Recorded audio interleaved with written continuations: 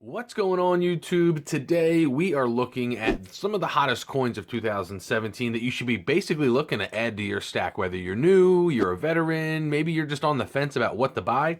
I'm going to talk about some of the coins that are going to give you the most value for your dollar in the coming years. Now what we got in front of us here are some of the coins that I already own that I purchased with the intent that in the future they would have more value to them. We're going to go over some of those in this video right here, so stick around.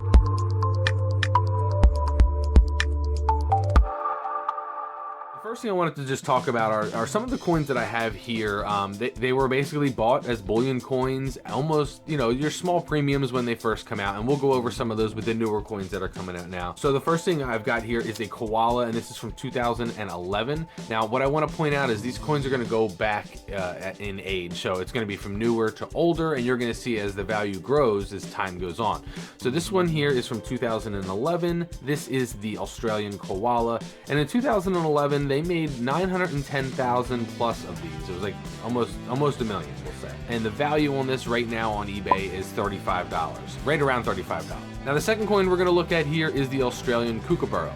Now the Kookaburra is from 2014, and this coin, same thing, around $35 in value, but this coin has a mintage of about 500,000. So totally different mintages, almost twice the amount on the Koala, yet they are about the same dollar value.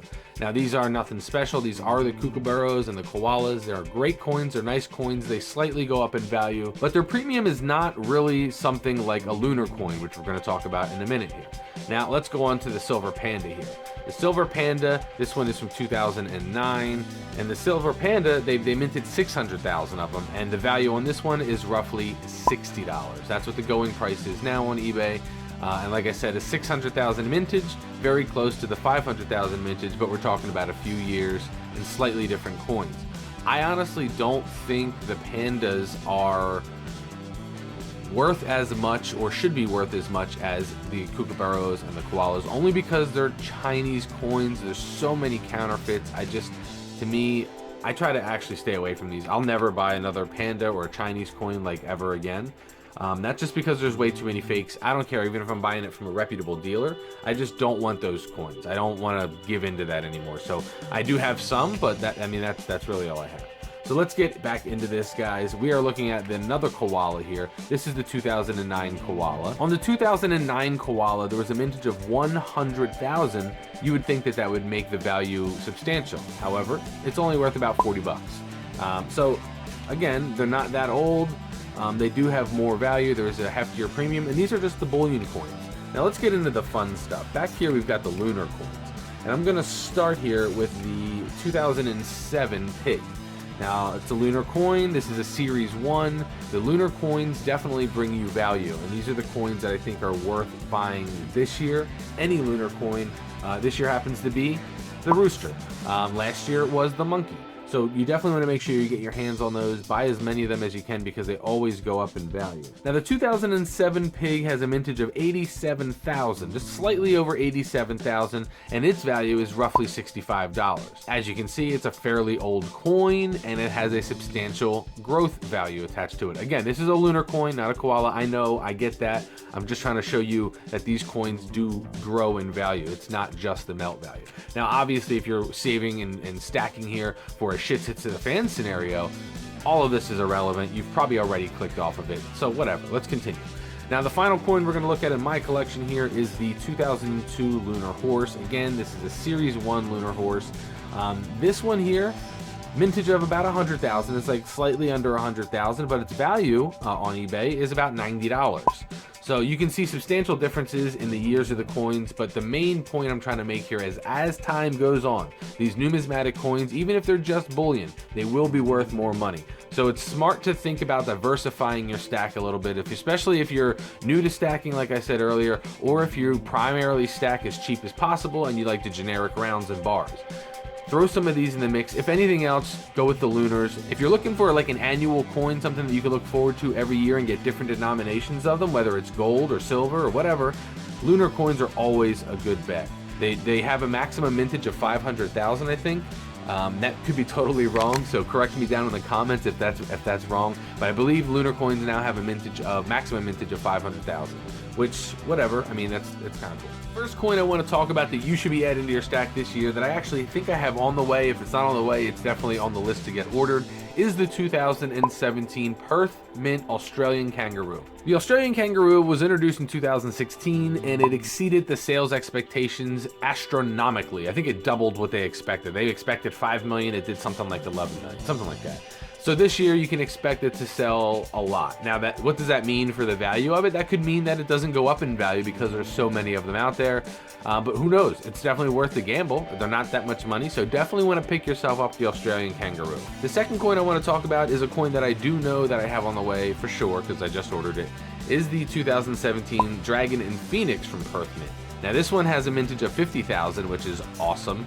And I think it came out November 1st. So it's been out for a while. There's quite a bit still left in the market. And I gotta tell you guys, it's a gorgeous coin. I can't wait to get my hands on it. The creme de la creme, the one that I think everybody is excited about, that has a slew of drama surrounding it, is the silver Krugerrand. They've never made one in silver before. It's only been in gold. So I think it's high time that we silver guys get our crack at a sexy little coin. So 2017 marks the 50th anniversary of the Krugerrand. So in honor of that, they are doing a world's first. They are basically making it in silver. It's never been done before, and this is going to be pretty cool. It looks like the 2017 Krugerrand is going to have a limited mintage of about 1 million. I believe it was originally 500,000, but they may have upped it with all of the drama surrounding what's been going on. If you're not already aware, it's pretty hilarious. So in November, they told everybody when this coin was going to get released, and it was all exciting. It was supposed to come out, I think, like December 2nd or 5th or something like that. And then all of a sudden, they got an email. Everybody got sent an email. There was a post on Modern Coin Mart's website. There was a huge delay, and it's going to be released in 2017 now. They don't know when it's going to come out, but they did get a letter from the South African Mint basically saying what the problem was. They shipped out a bunch of stuff, and they didn't travel well, and there were scratches and dents and dings all over the coins, and that caused them to just basically refuse the order and send it back. So because of that, we now have to wait, and more than likely, we're going to end up paying the bill for all of that. So the premiums are probably going to go up a little bit more. With everything that you've just heard here, guys, I fully expect you to do your own research. I am not in any way kind of telling you guys how to spend your money or invest your money. I'm just kind of showing you what's worked for me, and hopefully you can take away from this something of value and go ahead and pass that forward. I am very curious to find out which coins you guys think you need to have in your collection that is your best bang for your buck. You know, something that you can come in at a low cost and maybe 5-10 years down the road, that coin is now worth substantially more. What is it that you look for? Obviously, low mintage is important. And you also want to look at what mint is making that coin. So if it's some okie dokie joint from down the way, you're probably not going to want to buy that. Case in point here is the Morgan. Now the Morgan, this was the second of 10 rounds in the Zombuk series. And the thing about this coin is everybody expected it to be worth a fortune. Everybody got their hands on it. It was like the talk of the town because, oh, look, it's got a zombie on it. It's pretty cool. It had a total mintage of 41,620, and there was a large error that came with some of these coins. So your mintage on these was not very high. However, the value on it is also not very high. Granted, we're talking only a few years beyond its mint date, and it's still only worth, I would say, $25-ish, somewhere in that, maybe $30, but you would expect this coin to be worth substantial amounts more. But this is what I'm saying, where the mintage, why the mintage matters, because you know, this mintage has nothing on a Australian government mint. Plain and simple. The apples and oranges here. You can't compare the two. They're both beautiful coins. They're both pretty cool ideas, but as far as quality goes, I mean, hands down, government mints will beat out any private mint any day. So obviously those things matter. I'm curious to know what you guys think matters for long-term sustainability in your coin investments. Comment down below and let me know what you think. If you're not already subscribed, I'd really appreciate you mashing that subscribe button down below. Thanks again for watching, everybody. Peace out, YouTube.